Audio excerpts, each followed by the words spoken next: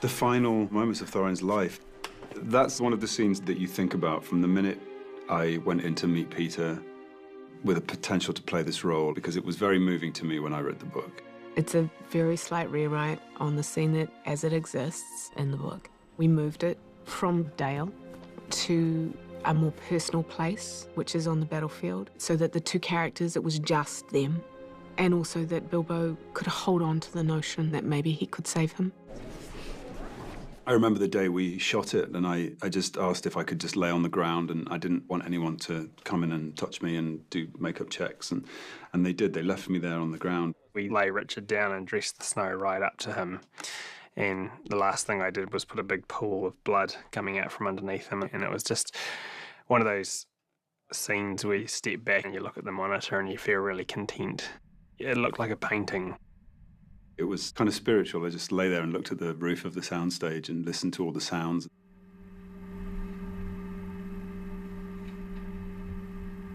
It was one of those scenes where people are quite hushed around it, you know what I mean? Because it was 2.5 years, whatever, after we started shooting. It's the end of this character's journey. So that was, yeah, it was kind of given some weight, I think, on the set. We won't thrash the wide shot too much. We'll just do, you know, half dozen takes, give you guys a chance to experiment a bit. Yeah. Ultimately, I think that they wanted it to feel as real as possible so that he didn't have time.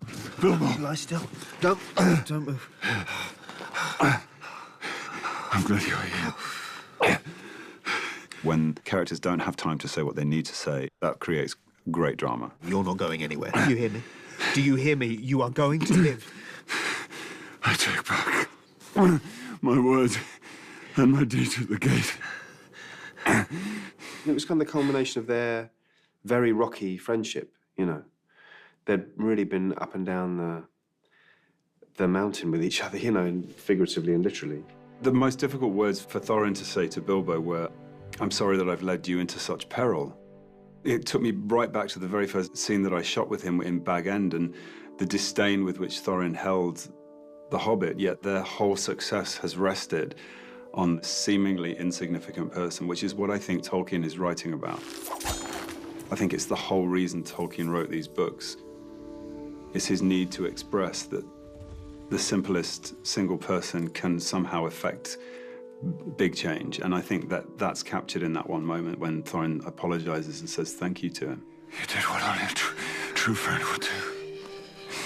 Forgive me. I was too blind to see it. I'm so sorry that I've led you into such peril. I remember on the beginning of the day saying to the sound guys, please just get this. Lie still, lie still. Lie still, don't move. Don't move. That fine, trembling sensitivity that the voice has in those very emotional moments would have been almost impossible to replicate after the fact. I'm glad to have shared in your perils, Thorin. Each and every one of them. It is far more than any Baggins deserves. That's the point that you know that you're going to end in good terms, and when he gives it to you, you can kind of relax and fade away in that last speech of it. Is that? Yeah. Okay. Will you forgive me before I die? I think that's really the peak of Thorin's journey. Farewell. Not the book. Go back to your books and your armchair. Plant your trees. Watch them grow. If more people valued harm above gold, the world would be a merrier place.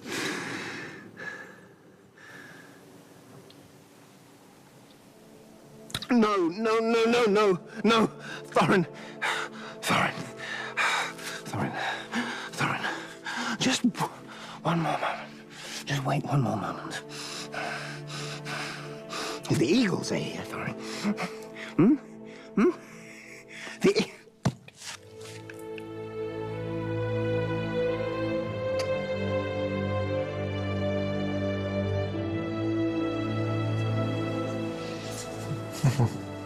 It's quite sweet.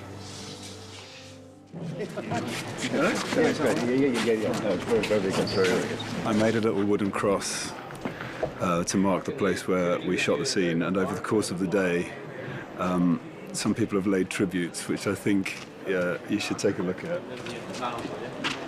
This is the grave of Thorin Oakenshield, who is also now known as Thozza. There's been some really nice flowers made with some cable ties, and I don't know what this is made of, but it says R.I.P. Thorin. And by the end of the day, people had come and laid little things, little tributes on the cross, which I found very moving. But that's the Kiwi way.